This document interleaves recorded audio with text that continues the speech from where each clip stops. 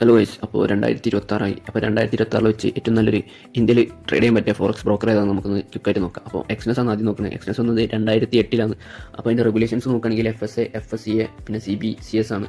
അപ്പോൾ നല്ലൊരു സർട്ടിഫിക്കേഷൻസ് ഉള്ള ബ്രോക്കർ തന്നെയാണ് ഈ എക്സ്നസ്. പിന്നെ ഇന്ത്യത്തെ യൂസേഴ്സിന്, പുതിയ യൂസേഴ്സിനൊന്നും രജിസ്റ്റർ ചെയ്യാൻ പറ്റില്ല. അങ്ങനെ ഒരു ഡിസഡ്വാൻറ്റേജ് ആണ് ഇതിനുള്ളത്. അപ്പോൾ ഏറ്റവും എൻ്റെ ഒരു പേഴ്സണൽ ഒപ്പീനിയനിൽ ഏറ്റവും അടിപൊളി എന്ന് പറയുന്നത് എക്സ്നസിനാണ്. പിന്നെ സ്പ്രെഡ് നോക്കുകയാണ്, കമ്പാരിറ്റീവ്ലി ലോ ആണ്. 0.9 മുതലാണ് ഇതിൻ്റെ സ്റ്റാർട്ടിങ്. പിന്നെ പ്ലാറ്റ്ഫോം പറയുന്നത് MT4, MT5 പിന്നെ എക്സ്നസ് ആപ്പാണ്.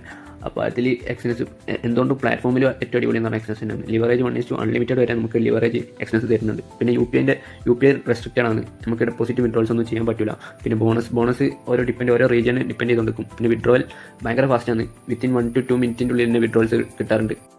ഞാൻ പേഴ്സണലി കൂടുതൽ ഉപയോഗിക്കുന്നൊരു ബ്രോക്കറും കൂടിയാണ് എക്സ്നസ്. കാരണം നല്ലൊരു കസ്റ്റമർ സപ്പോർട്ട് കിട്ടാറുണ്ട്. അതുപോലെ തന്നെ ഫാസ്റ്റ് വിഡ്രോൾസ് ആണ്. ആകെ ഒരു മെയിൻ ഡിസഡ്വാൻറ്റേജ് പറഞ്ഞാൽ ന്യൂ യൂസേഴ്സിന് പറ്റില്ല, എക്സിസ്റ്റിംഗ് യൂസേഴ്സിന് മാത്രമേ പറ്റൂ. പിന്നെ അതുപോലെ തന്നെ UPI റെസ്ട്രിക്റ്റഡ് ആണ്.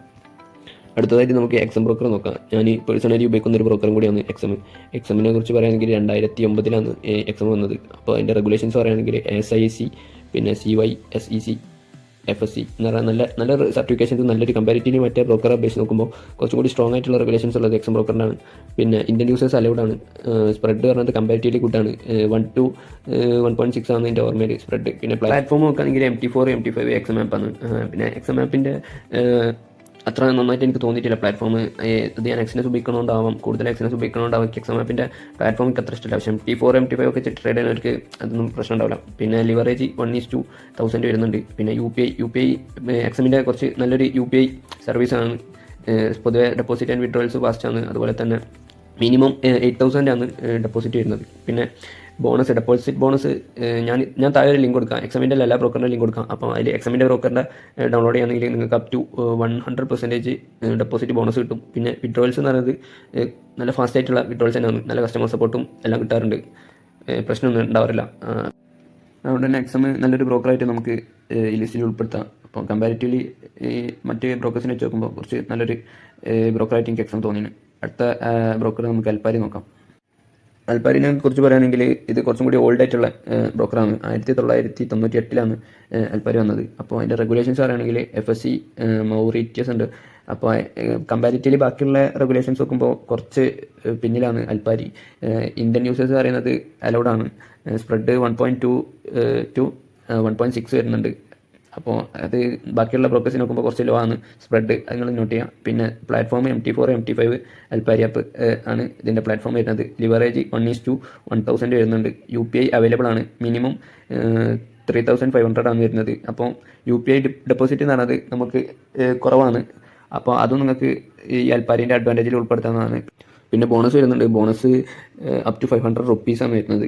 പിന്നെ വിഡ്രോൾസിൽ കുറേ കസ്റ്റമർ സപ്പോർട്ട് കിട്ടാത്തതായിട്ട് പറയാറുണ്ട്. അത് നിങ്ങൾ ശരിക്കും അന്വേഷിക്കണം. പിന്നെ അതുമാതിരി അൽപ്പാരിനെ കുറിച്ച് പറയുകയാണെങ്കിൽ വളരെ കമ്പാരിറ്റീവ്ലി ഡിലേസ് ഒക്കെ വരാറുണ്ട്. അപ്പോൾ ഇത് എൻ്റെ ഫ്രണ്ടിനുള്ള എക്സ്പീരിയൻസ് ഒക്കെ വെച്ചിട്ടാണ് ഞാൻ പറയുന്നത്. അപ്പോൾ നമുക്ക് അടുത്ത ബ്രോക്കർ നോക്കാം. അടുത്തതായിട്ട് വാൻറ്റേജ് ബ്രോക്കറാണ്. വാൻറ്റേജ് ബ്രോക്കർ 2009 വന്നത്. വാൻറ്റേജ് ബ്രോക്കറും എക്സം ബ്രോക്കറും ഏകദേശം ഒരേ ടൈമിലാണ് വന്നത്.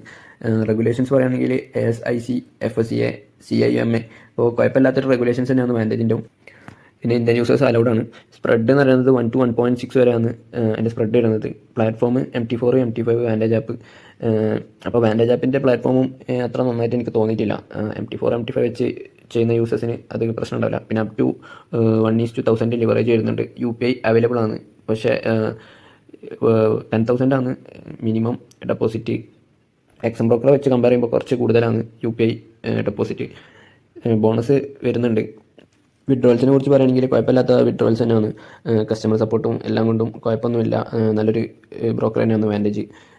പിന്നെ അടുത്തതായിട്ട് നമുക്ക് ഇതിൻ്റെ ഒക്കെ നമ്മളിപ്പോൾ പറഞ്ഞ അടിസ്ഥാനത്തിൽ ഇതൊന്ന് റാങ്ക് ചെയ്യാം. അപ്പോൾ എൻ്റെ പേഴ്സണൽ ഒപ്പീനിയൻ വെച്ചിട്ടാണ്, എൻ്റെ പേഴ്സണൽ എക്സ്പീരിയൻസും വെച്ചിട്ടാണ് റാങ്കിങ് വരുന്നത്.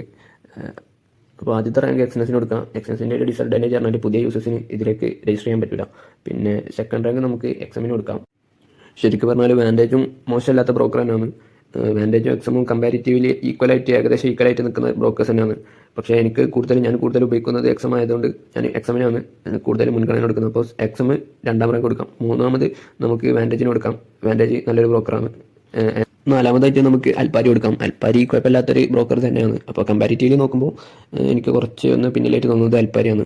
നിങ്ങൾ ഈ ടേബിളൊക്കെ ഒന്ന് കമ്പയർ ചെയ്യാം, എന്നിട്ട് അന്വേഷിച്ചിട്ട് തീരുമാനിക്കാം. അപ്പോൾ എൻ്റെ ലിങ്കൊക്കെ ഞാൻ താഴെ ഡിസ്ക്രിപ്ഷനിൽ കൊടുക്കാം. Thank you.